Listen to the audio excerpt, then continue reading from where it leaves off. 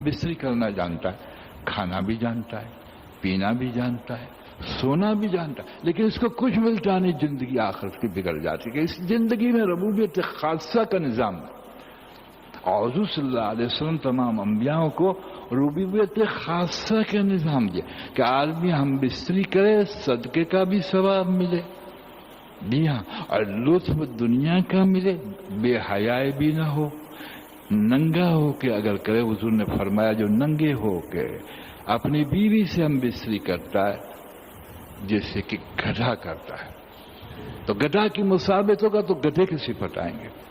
गधे की सिफत से बचाया, बेहयाई से बचाया, ज्यादा बातें करने से बचाया, ताकि औलाद जो हो वो गूंगी पैदा न हो, वगैरह वगैरह। फिर खैर और बरकत दुआ के साथ बिस्मिल्लाहिर्रहमानिर्रहीम करके दुखूल करना, अल्लाह अकबर कबीरा, यानी इंजार होने तक इसने आखिरत में हूर को पा लिया, ताकि हूर से हम बिस्तरी करें जो नूरी नूर होगी।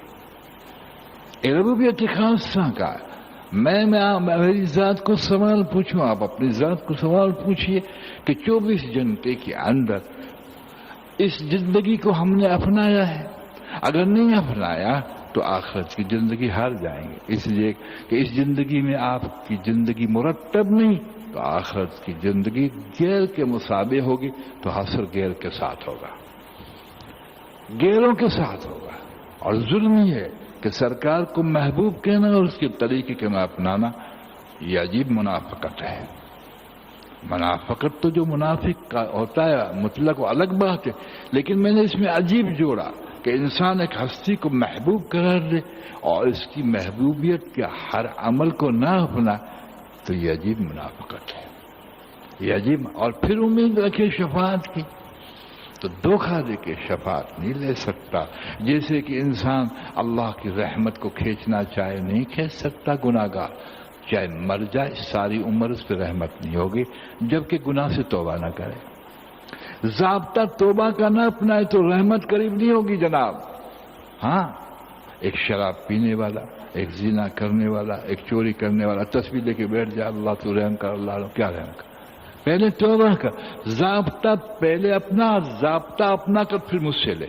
जहां ज़ाब्ता तूने सही अपनाया और मेरी अता हुई, और मेरी अता की तू उम्मीदवारी करे जी, बगैर ज़ाब्ते के आज हम उस सतह पे पहुंच चुके हैं कि बगैर ज़ाब्ते के हुजूर की शफाअत, अल्लाह की रहमत, करम, कब्र में आराम, माफ कीजिए, ऐसा हिजाब नूरानी है जो इस वक्त कामयाब है शैतान के हिजाब नूरानी में आता है।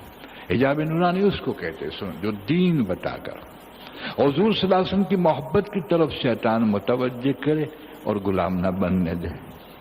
अजी यानी आपका और मेरा बेटा अगर बाप की हैसियत से करीब हो, जी कि अब्बा जान खैरियत से हैं, अल्लाह आपको खैरियत से रखे, लेकिन कहना ना माने, नहीं बताइए आप कहना ना माने तो अब्बा की कैसे दुआ लेगा ये? फिर इस पर दलील करता है कौन? शैतान, कि ठीक है तूने क्या, वो रहमतुल आलमीन है, वो रहमतुल आलमीन है, वो बड़े दिल वाले हैं। तो फिर तो इसका मतलब हुआ कि जितना जिन चीजों में डराया, आपको बशीर भी कहा, नजीर भी कहा, डराने वाला कहा, दोज़ख से डराया, अल्लाह के गज़ब से डराया, फिर तो ये डराने की सारी हदीसें तो वैसे ही डरी रहेंगी, इसका इस्तेमाल होना ही नहीं होना। और बशीर खुशखबरी दिए तो ये बताया कि रहमतुल आलमीन है, वो सब बख्श ले। ज़ाब्ते का कीमा करता है शैतान, कीमा। और हकीकत वो हकीकत है, क्या हकीकत? वो हकीकत है। इंसान को हुजूर ने जिसमें डराया है उसमें कामिल रखना पड़ेगा कि मैंने अगर ये किया तो ये मेरे साथ हो ही जाए। और कोई ये यकीन रखे कि नहीं होगा, रिश्वत लेने वाला यह समझे कि हुजूर ने फरमाया रिश्वत देने वाला और लेने वाला जहन्नमी है, और ये यकीन न बनाया कि नहीं जन्नमी नहीं, अल्लाह बख्श देंगे, इसने हुजूर पे वार किया कि आप तो फरमाते जन्नमी, ये कहते नहीं जन्नमी, मुकाबले में आ गया हुजूर के। पता ना चला कि ये मुनाफिक किस दर्जे का गिर गया कि वाकई मैंने रिश्वत की, मैं जन्नमी हूं, इसमें कोई शक नहीं, लेकिन मैं तौबा करता हूं اور پکی توبہ کرتا ہوں، جس کا حق ہے اس کا دوں گا، تو اللہ پاک فرماتے ہیں کہ تیری توبہ قبول ہوگی۔ اور جو حضور صلی اللہ علیہ وسلم نے فرمایا ہے کہ رشوت پر جہنم ہے، اب توبہ پہ معافی ہے، تو حضور کو جو ضابطہ دیے وہ معافی دے دوں گا۔ اور یہ معاملہ اتنا خطرناک ہے، اس لیے میں نے کہا کہ ہماری زندگی ہے جس میں مرضی کو کوئی دخل نہیں، اور کافر کی زندگی میں اللہ کی مرضی کو کوئی دخل نہیں، اور حضور صلی اللہ علیہ وسلم کے طریقے کو دخل نہیں۔ اگر ہماری زندگی میں اللہ کی مرضی کو دخل نہیں، حضور کے طریقے کو دخل نہیں، تو پھر ہم جانور سے بدتر ہیں۔ ہم کوئی امید نہ رکھیں اللہ کے رحمت کی اور شفاعت کی۔ آپ کو اس کی دلیل دے تو یہ اللہ کا پتہ چل گیا؟ نہیں، حضور صلی اللہ علیہ وسلم نے ابتدا میں علم سے ڈرایا، بشیروں و نذیرہ۔ آپ کو یہ خبر دی گئی تھی کہ جنت ہے، اللہ کی رضا ہے، کامیابی، تو آپ نے علم سے ڈرایا، اور پھر آپ کو علم اللہ نے دیا کہ دوزخ ہے، اللہ کا غضب بھی ہے، اس سے ڈرایا، لیکن معراج کے اندر مشاہدہ کرایا تاکہ امت مشاہدہ اور علم کے اندر اس کو رکھا جائے کہ حضور نے کہا ہے اٹل ہے۔ سننا غور سے، بیاں غور سے سن لیا۔ ایک حافظ قرآن امید رکھتا ہے کہ میں جنت میں جاؤں گا، ٹھیک ہے، بڑا اونچا مقام ہے اگر پرہیزگار ہو تو۔ فضیل بن عیاض فرماتے کہ حافظ کو چاہیے کہ جاہلوں کے ساتھ جہالت نہ کرے، اس کے ہاتھ میں اسلام کا جھنڈا ہے۔ اللہ اکبر کبیر۔ لیکن حضور صلی اللہ علیہ وسلم جب معراج کی تشریف لے گئے تو ایک شخص کا سر پھوڑا جاتا تھا۔ یہاں آپ کو اشکال پیدا ہو کہ یہ تو صحابہ کرام کا دور تھا، تو کیا صحابہ کرام نہیں، مستقبل کا خاکہ اللہ تبارک و تعالیٰ نے بتایا۔ حضرت جبرائیل علیہ السلام سے پوچھتے ہیں، یا جبرائیل یہ کون ہے کہ آپ کا وہ امتی جو قرآن شریف یاد کر کے بھول جائے گا، اس کا قیامت تک سر پھوڑا جائے گا۔ اب اس نے کیا امید رکھی ہوگی اللہ سے؟ پھر ایک جگہ دیکھے جا رہا کہ یہ کون ہے جو پتھر مار کر اس کو پھر دوزخ میں دکھا جائے، کہ آپ کا وہ امتی جو سود کھاتا تھا، کہ جس کی زبان کیچی سے آگ کی کیچی سے کاٹی جاتی، یہ کون ہے؟ یہ دوغلا انسان۔ ایک ایک امتی کے نسبت پر عذاب بتایا گیا۔ جی ہاں، مشاہدے سے ثابت کیا کہ آپ نذیر ہیں، اور ماشاءاللہ علم سے ثابت کیا، اللہ نے تصدیق کی ہمارے نبی سچے ہیں، وہی کہتے ہیں جو ہم کہلواتے ہیں، لیکن پھر بھی آن بھی رکھے کہ نہیں ایسا نہیں ہوگا۔ تو مقابلے پہ آیا، تو اپنے طور سے کہتا کہ نہیں ایسا نہیں ہوگا، اللہ مجھے بخش دیں گے، تو نبی کے مقابلے پہ آیا۔ اس کو یقین نہیں تھا، یہ منافقت ہے۔ یقین اس کو کہتے کہ آدمی ہار جائے تو ہار کو قبول کر لے، جی ہاں، گناہ کیا تو گناہ کو قبول کر لے۔ جیسے ایک صحابیہ رضی اللہ تعالی عنہ حضور صلی اللہ علیہ وسلم کے پاس آئے، اور کیونکہ ان کا معیار بہت اونچا تھا، یہ خلوت میں توبہ کرنے والے نہیں تھے لوگ، ان کا یقین اکمل کامل یقین تھا ان لوگوں کا۔ صحابیہ آتی ہیں، یا رسول اللہ صلی اللہ علیہ وسلم مجھ سے بدکاری ہو گئی۔ آپ نے جب یہ سن لیا ماشاءاللہ تو خوش آپ نے مبارک نقل و حرکت کی، لیکن اس کے بعد آپ نے دیکھا کہ اس کے کہنے پہ کہ مجھے حمل بھی غیر کا رہ گیا، آپ کو صحابی بشر ہے، بشر بھول ہو جاتی ہے، انسان کے ساتھ نفس لگا ہوا ہے۔ جب اس ماحول کے اندر گراوٹ ہو جائے تو اس ماحول کا کیا، جبکہ اس وقت عورت کی عریانی ایک فتنہ ہے، حالانکہ عورت تو ایک نعمت ہے۔ حضور صلی اللہ علیہ وسلم فرمایا دنیا متاع ہے، اور بہترین متاع دنیا عورت ہے، لیکن عورت کی عریانی سب سے فتنہ۔ آج دو فتنے بہت بڑے ہیں، مال کی محبت اور عورت کی عریانی۔ آج دو سے بچ گیا تو ولی شاد و ناظر بچے میاں، صافے والا بھی نہ باندھے، امام والے بھی نہیں بچتے۔ میں آپ کو ٹھیک کہتا ہوں، یہ وہی بچتے ہیں جنہوں نے نفس کو مار رکھا ہے، جنہوں نے دنیا کی محبتوں کو پھینک دیا، اور جنہوں نے غلط صحبتوں کو اٹھایا، جو لالچ سے بے نیاز ہیں، اور وہ اپنے ماشاءاللہ جو ہے جو اللہ دیتے ہیں اس پر قناعت کرتے ہیں۔ لالچی انسان نہیں بچ سکتا۔ چنانچہ حضور نے فرمایا کہ جب تجھے حمل ہے تو جب بچہ آئے وہاں تک ٹھہر جائے، اس لیے کہ دو جانیں جاتی تھی نا، جب بچہ آیا تو بچہ لے کے آئی، کہا یہ کچھ کھانے والا بن جائے، وہاں تک ٹھہر۔ 2 سال کے بعد دودھ چھڑانا ہوتا ہے، قرآن میں آتا ہے، جو 2 سال کے بعد دودھ چھڑا کے آئی، آفتوبہ کا میعاد تو حالانکہ حضور نے دیکھا تھا، کوئی گواہ نہیں تھا کہ یہ زانیہ ہے، مگر ایمان کا مقام لکھے، کیونکہ زندگی میں ایک مرتبہ ایسی بات ہو، نہ جانے ہم سے تو مسجدوں میں غیبت ہو جاتی ہے جو زنا سے بھی بدتر ہے، آنکھیں کھینچتے ہیں، کیا کیا ظلم، کتنے کتنے بہتان تراش دیتے، اندازے سے بہتان تراش دیں گے یہ ظالم ہوگا۔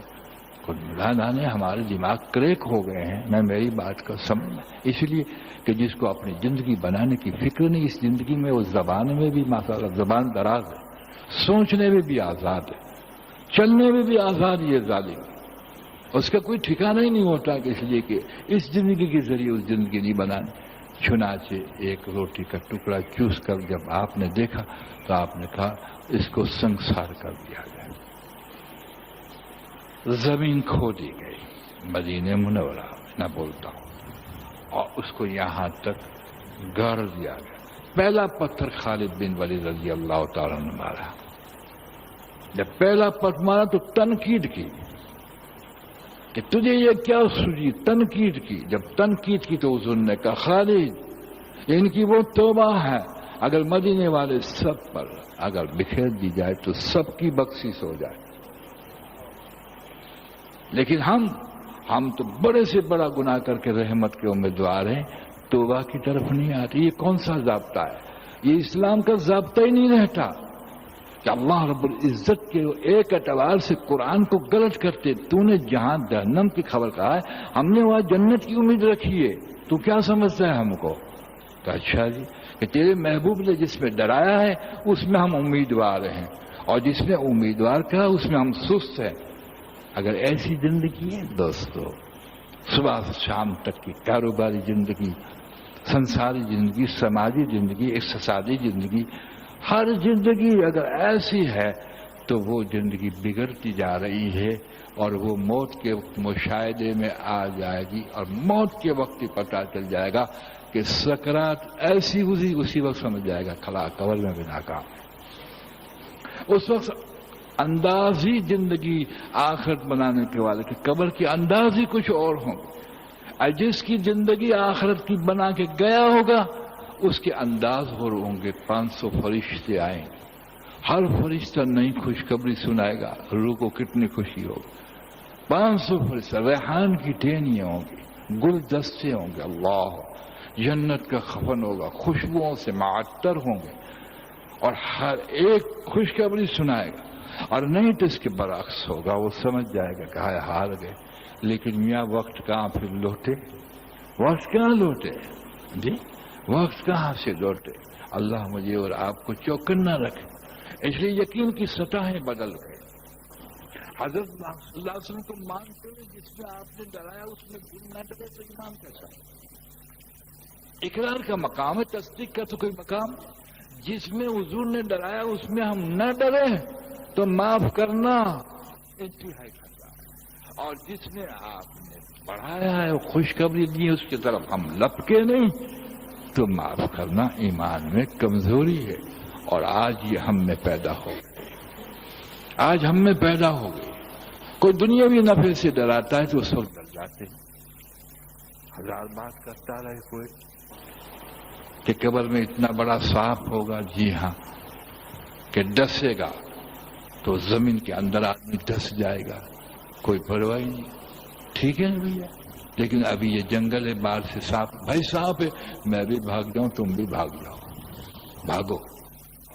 دیکھو کہ بزدلی سامنے آئی تو شریعت کو لے آئے کہ حضور نے فرمایا نا اپنی جان بچا، اور حضور نے فرمایا اپنی جان بچا، یہ بھی تو فرمایا کہ آخرت کے بھی حساب سے اپنی جان کو بچا۔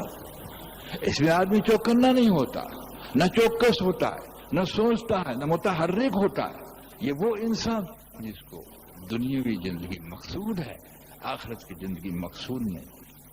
اس فانی زندگی میں غم کیا، ملا تو کیا خوشی، اور نہ ملا تو کیا غم۔